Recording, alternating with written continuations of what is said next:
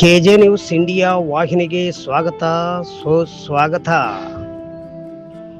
ಮುಖ್ಯಾಂಶಗಳು.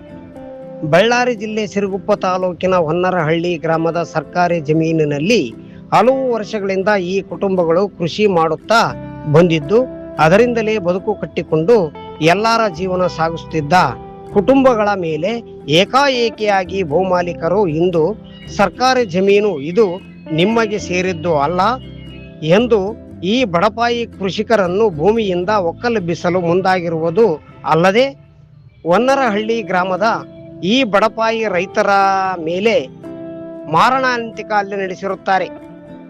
ಅದು ಅಲ್ಲದೆ ಮತ್ತೆ ಅವರೇ ಹೋಗಿ ಹಚ್ಚೊಳ್ಳಿ ಪೊಲೀಸ್ ಠಾಣೆಯಲ್ಲಿ ದೂರು ದಾಖಲು ಮಾಡಿರುತ್ತಾರೆ ಎಂದು ಮಾಜಿ ಶಾಸಕರಾದ MS ಸೋಮಲಿಂಗಪ್ಪ ಅವರು ಇಂದು ಸಿರುಗುಪ್ಪ ತಾಲೂಕಿನ ಪ್ರವಾಸಿ ಮಂದಿರದಲ್ಲಿ ಪತ್ರಿಕಾ ಮಾಧ್ಯಮದವರನ್ನು ಕರೆದು ಹೇಳಿಕೆ ಕೊಟ್ಟಿರುತ್ತಾರೆ. ಇದೇ ಸಂದರ್ಭದಲ್ಲಿ ಬಿಜೆಪಿ ಪಕ್ಷದ ಮುಖಂಡರಾದ ಮಲ್ಲಿಕಾರ್ಜುನ ಸ್ವಾಮಿ ಹಾಗೂ ಇನ್ನು ಹಲವಾರು ಜನ ಮುಖಂಡರುಗಳು ಈ ಒಂದು ಪತ್ರಿಕೆಯ ಹೇಳಿಕೆಯ ಸಂದರ್ಭದಲ್ಲಿ ಭಾಗವಹಿಸಿದ್ದು ಕಾಣಬಹುದಾಗಿದೆ. ತಾಲೂಕು ಕಚೇರಿವರೆಗೆ ಪಾದಯಾತ್ರೆ ಮಾಡೋದು ಸತ್ಯ. ಇವತ್ತ ಒಬ್ಬ ಒಬ್ಬ ವಕೀಲರಾಗಿ ಕಾನೂನು ಬಲ್ಲವರಾಗಿ ಕೂಡ ಈ ರೀತಿ ಮಾಡ್ತಾರಂತೆ. ಯಾರು ಮೊರೆ ಹೋಗ್ಬೇಕು ಹೇಳ್ರಿ? ನಾವು ಹಾಗಾಗಿ ಅವರಿಗೆ ಪೊಲೀಸ್ ಇಲಾಖೆ ಭದ್ರತೆ ಕೊಡಬೇಕು. ಅವ್ರ ಯಥಾಸ್ಥಿತಿ ಇವತ್ತಿಗೂ ಕೂಡ ಹೊಲದಲ್ಲೇ ಇದ್ದಾರೆ. ಆದರೂ ಕೂಡ ಮನೆಗಳ ಹತ್ರ ಹೋಗಿ ಏನು ಗಲಾಟೆ ಮಾಡಿಸೋದು ಬೈಯೋದು ಮಾಡ್ತಾರೆ ಅಂತ ಆ ವಿಚಾರವಾಗಿ ಕೂಡ ನಿನ್ನೆ SP ಮೇಡಮ್ ಅವ್ರಿಗೆ ಹೇಳಿ ಬಂದಿದ್ವಿ. ಆಯ್ತು, ನಾನು ಅದಕ್ಕೆ ಏನಾದರೂ ವ್ಯವಸ್ಥೆ ಮಾಡಿ ಅವ್ರಿಗೆ ಅವ್ರ ಕಂಟೆ ಹೋಲಾದ್ರು ಮಾಡ್ತು ಅಂತ ಹೇಳಿದರೆ ನಾವು ಕಾಲದಲ್ಲಿ ನೋಡಿ ಮುಂದಿನ ತೀರ್ಮಾನ ತಗೊಂಡು. ಅಲ್ಲ, ಈಗ ನೀವೇನಾದ್ರೂ ಪೊಲೀಸ್ ಸ್ಟೇಷನ್ ಹೋಗಿ ಕಂಡು ಬರೋಂಥ ಸ್ಥಿತಿ ಏನಾದರೂ ಇದೆಯಾ? ಏನು ಪೊಲೀಸ್ ಸ್ಟೇಷನ್ ಕಂಡಿದ್ವಿ, FIR ಆಗಿದೆ. ಅವರು ಇವ್ರ ಮೇಲೆ FIR ಮಾಡಿದ್ದಾರೆ. ಈಗ ನೀವು ಇವರು ಇಲ್ಲಿ ಸರಿಯಾದ ರೀತಿಯಲ್ಲಿ ಬಂದಿಲ್ಲ ಅಂತಂದ್ರೆ ಅದು 4 ದಿವಸ ಆದ್ಮೇಲೆ ಕೊಟ್ಟಲ್ಲ. 24ಕ್ಕೆ ನಮ್ದು FIR ಆದರೆ 28ಕ್ಕೆ ಅವ್ರು ಕೊಟ್ಟಿದ್ದಾರೆ.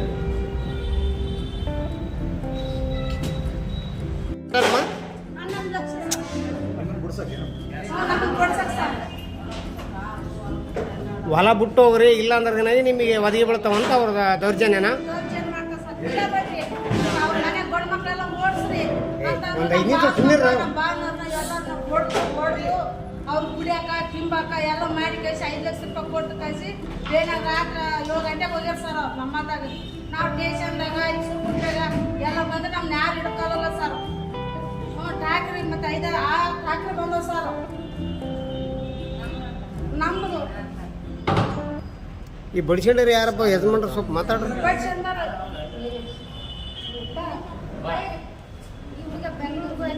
ನಿಮ್ಮ ಮೇಲೆ ದೌರ್ಜನ್ಯ ನಡೆದಾಗ ಟೈಮ್ ಎಷ್ಟಾಯ್ತಪ್ಪ? ಮಧ್ಯಾಹ್ನನ, ರಾತ್ರಿನ, ಬೆಳಿಗ್ಗೆನ? ಬೆಳಿಗ್ಗೆ ರಾತ್ರಿನ? ಬೆಳಿಗ್ಗೆ ಇಷ್ಟೊತ್ತಿಗೆ 10:30 ಆಗಿತ್ತು ಸರ್. ನಾವು ಹೋಗೋದ್ರಾಗ ಎಲ್ಲರೂ ಒಬ್ಬೊಬ್ರು ಬಡೆ ಕಚ್ಚಿಬಿಟ್ರು ಸರ್. ನಮ್ಮ ಮನೆ ಗಂಡು ಮಕ್ಕಳ ಇವಾಗ ಕೂಡ ನೀವು ಊರಿಗೆ ಬಂದ್ರೆ ನಾವು ಸುಮ್ಮನೆ ಹಾಕಲ್ಲ, ಕಡಿತೀವಿ ಬಿಡ್ತೀವಿ ಅಂತ ಸರ್. ನಮ್ಗೆ 2 ಮಕ್ಳು ಬುಗುಲ್ ಬಂದಾಗೈತಿ. ಅವ್ರು ಬರಕ ಅಂಜಿಕೆ ಬಿಟ್ರು ಸರ್. ನಮ್ಮ ಮನೆ ಗಂಡು ಮಕ್ಳು ಏನು ಮಾಡೋಕೆ ಸರ್? ನಾವು ಸಣ್ಣ ಸಣ್ಣ ಹುಡ್ರೆ ಇದ್ದಾವ. ಭೂಮಿ ಸಲ ನಮ್ಮ ಜೀವನ ಕಾಕಮ್ಮಂಗ ಆಯ್ತವ ಸರ್. ನಾವೇನು ದೊಡ್ಡ ಭೂಮಿ ಹಿಡ್ಕೊಂಡಿವಿ. 2 ಎಕರೆ ಐತಿ ಸರ್. 4 ತಮ್ಮ 3 ಎಕರೆ ಹಿಡ್ಕೊಂಡಿವಿ. ಅದಷ್ಟು ದೌರ್ಜನ್ಯ ಮಾಡ್ತಾರ. ಏನಮ್ಮ ನಿನ್ನ ಹೆಸರು? ಮಾದೇ ಸರ್. ಯಜಮಾನ್ ಹೆಸರು? ಸಿದ್ದಪ್ಪ ಸರ್. ಕೇಸ್ ತಗೊಂಡಿಲ್ಲ. ಆಮೇಲೆ 24ಕ್ಕೆ ನಾವೇ ಹೋಗಿ ಖುದ್ದಾಗಿ ಅವರಿಗೆ ಇಷ್ಟೆಲ್ಲ ಒಡೆಬಡೆ ಆದರೂ ಕೂಡ ನೀವು ಸ್ಟೇಷನಲ್ಲಿ ಅವ್ರನ್ನ ಹಚ್ಕೊಂತೆಲ್ಲ ಬಡವ್ರನ್ನ, ನೀವು ಕೇಸ್ ತಗೊಂಡಿಲ್ಲ ಅಂತಂದಾಗ ಅವತ್ತದು 24ನೇ ತಾರೀಕಿಗೆ FIR ಆಯಿತು. FIR ನಮ್ಮದು ನೋಡ್ಕೊಂಡು 28ನೇ ತಾರೀಕಿಗೆ ಅವರು ಇವ್ರು 12 ಜನದ ಮೇಲೆ ಕೇಸ್ ಕೊಡಿಸಿದ್ದಾರೆ. ಯಾರು? ನಾಗೇಶ್ವರರಾವು ಮತ್ತು ಶ್ರೀನಿವಾಸರಾವ್ ಅಂಬರು. ಬೇರೆ ಯಾರೋ ಒಬ್ಬನ ಅನ್ನೋನ್ ಪರ್ಸನ್ನ ಅಲ್ಲಿಟ್ಟು ಅವನು ಕೂಡ ಕೇಸ್ ಕೊಡಿಸಿದ್ದಾರೆ. ಅದು 307 ಬಿಡೋಂಥ ಕೇಸು ಇವ್ರಲಿಂದ ಅವ್ರಿಗೆ ಹಾಕ್ಬೇಕು ಅಂಥದ್ದು ಬಿಟ್ಟು ಬಡ್ಸ್ಕೊಂಡವ್ರ ಮೇಲೆ 307 ಕೇಸ್ ಹಾಕಿದ್ದಾರೆ ಪೊಲೀಸರಂದರೆ ಇದು ಯಾವ ನ್ಯಾಯ? ಯಾವ ಸಬ್ ಇನ್ಸ್ಪೆಕ್ಟ್ರು, ಸರ್ಕಲ್ ಇನ್ಸ್ಪೆಕ್ಟ್ರು ಭೂಮಿ ಉಳ್ಳವರ ಪಾಲಾಗಿದೆ. ಪೊಲೀಸರೇನ ಇವ್ರು ಹೇಳ್ದಂತೆ ಅವ್ರು ಬರ್ತಾರೆ.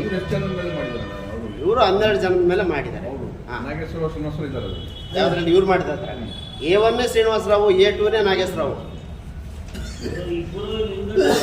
ಅವರು ವಿಡಿಯೋದಲ್ಲಿ ಕೂಡ ನಾಗೇಶ್ವರರಾವ್ ಇದ್ದಾನೆ. ಶ್ರೀನಿವಾಸರಾವ್ ಒಬ್ಬ ವಕೀಲ ಆಗಿರೋದ್ರಿಂದ ಸ್ವಲ್ಪ ದೂರದಲ್ಲಿದ್ದಾನೆ, ವಿಡಿಯೋದಲ್ಲಿ ಬೀಳ್ದಂಗೆ.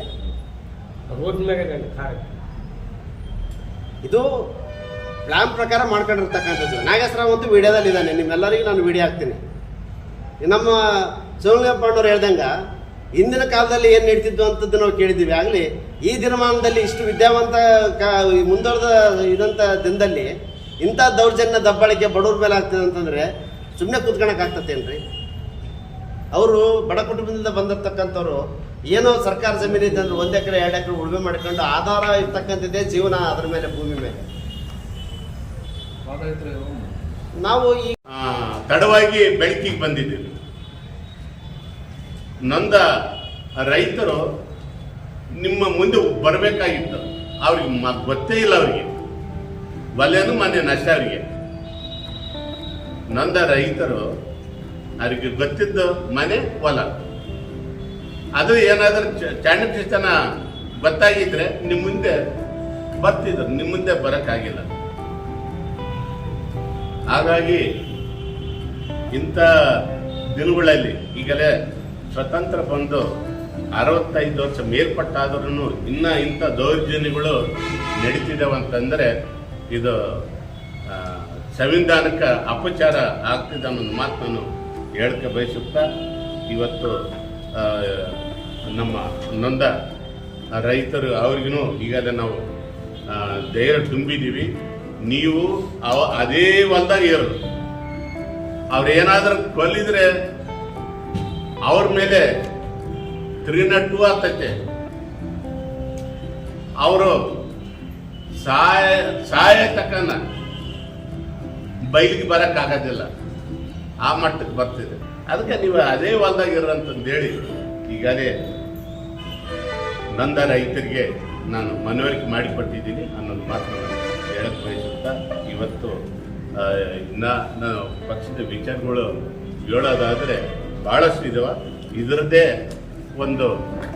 ಇನ್ನೊಂದು ಸಾರಿ ಪ್ರೆಸ್ ಮೀಟ್ ಮಾಡಿ ನಾನು ಈ ಸಾರ್ವಜನಿಕರ ಈ ಸರ್ಕಾರದ ವ್ಯವಸ್ಥೆ ಇವೇನೇ ಇದಾವೋ ಅದರ ಬಗ್ಗೆ ನಾನು ಮುಂದೆ ಮಾತಾಡ್ತಂತ ಹೇಳುತ್ತಾ, ಇವತ್ತು ಪತ್ರಿಕಾ ಬಳಗದ ಮಿತ್ರರಿಗೂ ಹಿರಿಯರಿಗೂ ನಾನು ತುಂಬ ಧನ್ಯವಾದಗಳು ತಿಳಿಸುತ್ತಾ, ಮತ್ತು ನಮ್ಮ ಪಕ್ಷದ ಎಲ್ಲ ಹಿರಿಯರು ಆಗಮಿಸಿದ್ರು ಅವರಿಗೂ ನಾನು ಧನ್ಯವಾದಗಳು ತಿಳಿಸುತ್ತಾ, ಮತ್ತು ನಮ್ಮ ನೊಂದ ರೈತರು ಅವ್ರಿಗೂ ಹೆಚ್ಚಿನ ಒಂದು ರೀತಿಯಲ್ಲಿ ಮುಂದಿನ ದಿನಗಳಲ್ಲಿ ಪೊಲೀಸ್ ಇಲಾಖೆ ಇವರಿಗೆ ಭದ್ರತೆ ಕೊಡಬೇಕು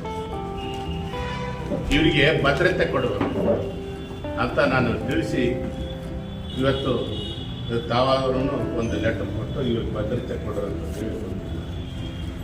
ಅಂತ ನಾನು ಹೇಳ್ತೀವಿ. ಇವತ್ತು ನಾನು ಮಾತಾಡಲಿಕ್ಕೆ ಅವಕಾಶ ಮಾಡಿಕೊಟ್ಟಿರ್ತಕ್ಕಂಥ ನಿಮ್ಮೆಲ್ಲರಿಗೆ ವಂದಿಸಿ ನಾನು ಒಂದೆರಡು ಮಾತು ಧನ್ಯವಾದ. ಕೆಜೆ ನ್ಯೂಸ್ ಇಂಡಿಯಾ ವಾಹಿನಿ, ವರದಿಗಾರರು ವಿ ಗುರುಸ್ವಾಮಿ, ಸಿರುಗುಪ್ಪ. ಚಾನೆಲ್ ಅನ್ನು ಸಬ್ಸ್ಕ್ರೈಬ್ ಮಾಡಿ ಮತ್ತು ಪಕ್ಕದಲ್ಲಿರುವ ಬೆಲ್ ಬಟನ್